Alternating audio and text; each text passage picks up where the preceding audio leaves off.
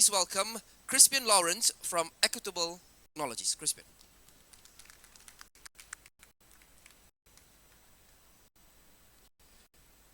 Good morning, everybody. Expecting a packed house, so I wore a suit. Maybe it's time for me to lose the jacket. But my name is Chris Lawrence, and I'm the founder and CEO of Equitable Technologies. 2022 started off as one of the best years of my life. For starters, I had just been accepted to MIT, and as the only child to parents who didn't have a chance at a higher education, it was a big deal for them and also for me. And exactly 5 days before I could leave for Boston, my dad gets diagnosed with colorectal cancer. The diagnosis came as a complete shock because he had no symptoms and his prior tests were all normal. My dad's case is not unique. Colorectal cancer is one of the fastest growing cancers in the world. It's one of the leading causes of cancer-related deaths, taking a life every 30 seconds. According to the WHO, every year there are about 1.9 million people that are diagnosed with colorectal cancer, and that number is pitted to increase by over 63% by 2040. Across Malaysia and the ASEAN region as a whole, more than 70% of colorectal cancer cases are detected in the late stage. That's stage 3 and stage 4. And less than 1 in 5 patients diagnosed with colorectal cancer survive beyond 5 years. It doesn't have to be that way. Colorectal cancer starts off as precancerous polyps. These are tiny lesions and growths that occur in the GI tract. They are surprisingly common. 1 in 3 people will have at least one polyp over their lifetime. But some of these polyps over time can turn cancerous. So if we could do a good job at finding these polyps and removing them before they turn into cancer, we have a shot at potentially eliminating colorectal cancer. So while the problem at hand is huge, I think colorectal cancer has the potential to be the first major cancer that could be completely eliminated through prevention. To do that, we need to screen people, and that just isn't happening. Globally, over 80% of the eligible population have never ever been screened for colorectal cancer. And across the ASEAN region, less than 10%, that's 9 in 10 people, have never ever had any sort of colorectal cancer screening. So if we don't find these polyps and remove them before it's too late, that's the problem at hand. Screening options exist. The colonoscopy is a gold standard, but it's invasive, expensive, requires sedation, and let's face it, nobody looks forward to getting one. Other non-invasive blood and stool-based tests do exist, but their accuracy for early stage polyp detection or precancerous polyp detection is very, very low, somewhere between 20 to 43%. And here I'm emphasizing on precancerous polyp detection only because I have witnessed firsthand how grueling even early stage cancer treatment can be and the lasting impacts it can have on one's quality of life.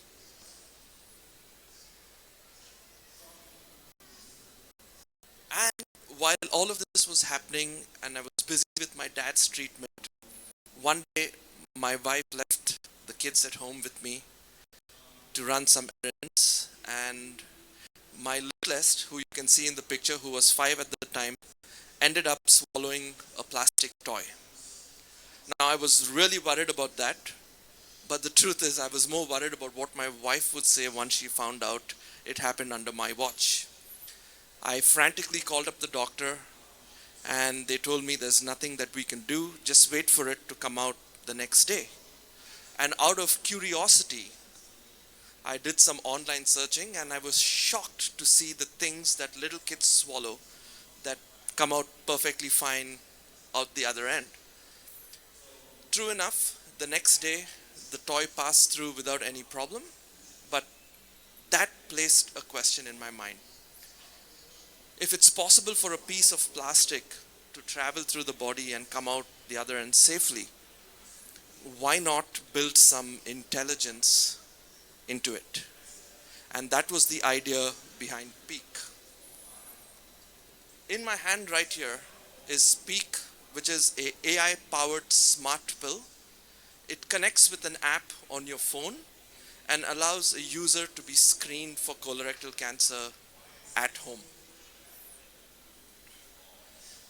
Once you swallow the pill, it travels through the GI tract and sends image and other sensor data to an app, and from there to the cloud, where we've got our proprietary AI platform that analyzes this data and issues a report to the user. And we do all of this at a fraction of the cost of a conventional colonoscopy.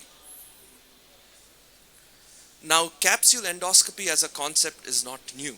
It's existed for over 25 years. But in its current form, it's nowhere ideal for mass screening. It's very bulky, it requires a lot of additional hardware, multiple hospital visits, it entails long and tedious review times by doctors, and some of them also need you to retrieve the pill from the stool, mail it to a lab to get your result back. With Peak, we've reimagined this experience from the ground up.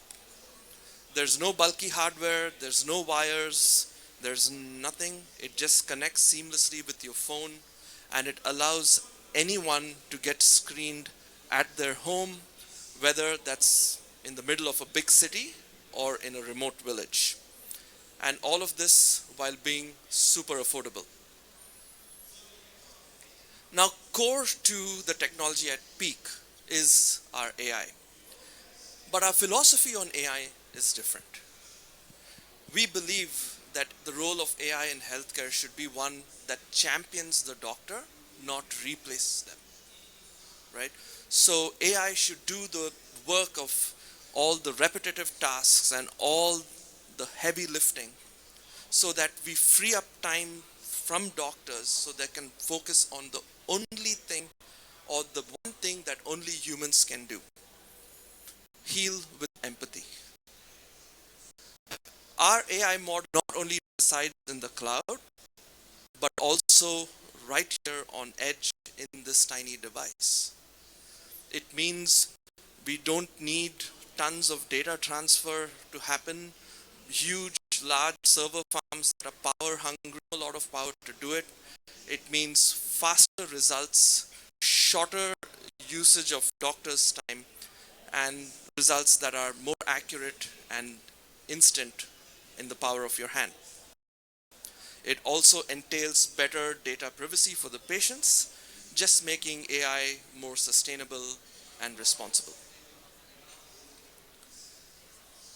To make all of this possible, our team developed our in-house state-of-the-art, AI on edge model. We've called it PeakNet. It's super lightweight so that it can run efficiently on the tiny microcontrollers in this pill. It's very fast, inference times less than 70 milliseconds, which means today it's actually more power efficient to process something on the pill than to transmit it wirelessly across. And it has all the benefits of what we would want. Very smart, allocating hardware resources in an intelligent manner, capturing data when we need it and how we need it. So what's our vision for ASEAN, right?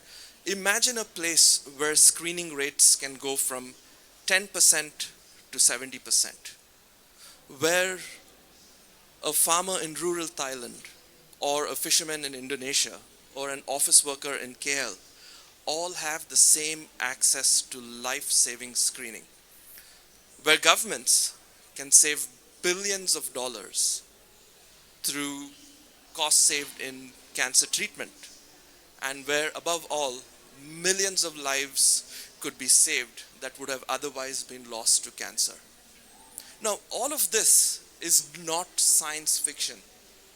The technology to enable it is right here in our hands. But we can't do it alone. And that's where we need the support of this community to move things forward. Having a vision is one thing, but it's only as good as what we're able to get. And for that, we need partnerships. We need to get data from diverse ASEAN populations to train our AI models. We could partner to do pilot programs with governments and hospitals to integrate with national screening policies. I know that Malaysia has taken the step forward over here. They've recently launched their national colorectal cancer screening plan. It's a great first step. They're aiming to go to 40% screening by 2030. And this technology or technologies like this is what can make that happen. Now, while I'm talking about the ASEAN opportunity, there's one thing I want to make very clear about our vision. We are not building this from afar, all right? More than 50% of the colorectal cancer cases happen right here in the ASEAN region. So our strategy is different. We want to launch first over here, where the need is the greatest and the impact can be the most profound, and then move to the US and the West later. Even though we are headquartered in Boston, our technology development office is based right here in KL, and everything I've shown you today, the spill, the hardware, the AI that powers it, has all been developed over here, and we are very proud of it. Moving on to why I'm here today. Yes, I'm here because of my personal journey, but there's also another story that goes along with it. About 2 weeks after my dad was diagnosed with cancer, my colleague's dad was also diagnosed with colorectal cancer. My dad, fortunately, is still with me today, but my colleague lost his dad 3 months after his diagnosis. The difference? Access. My dad had it, his dad didn't. And in no way we believe that should determine whether you live or not. So that's what we think the role, or the biggest role, that AI should play in healthcare is that one of ensuring equitable access. Where you live, what you earn, or the hospital that you have access to should never determine your outcome. That's why we've even named our company Equitable Technologies. Now imagine an AI that's accessible, affordable, and equitable, ensuring equal access to all. I would argue that AI is much more than technology. It's justice. Thank you.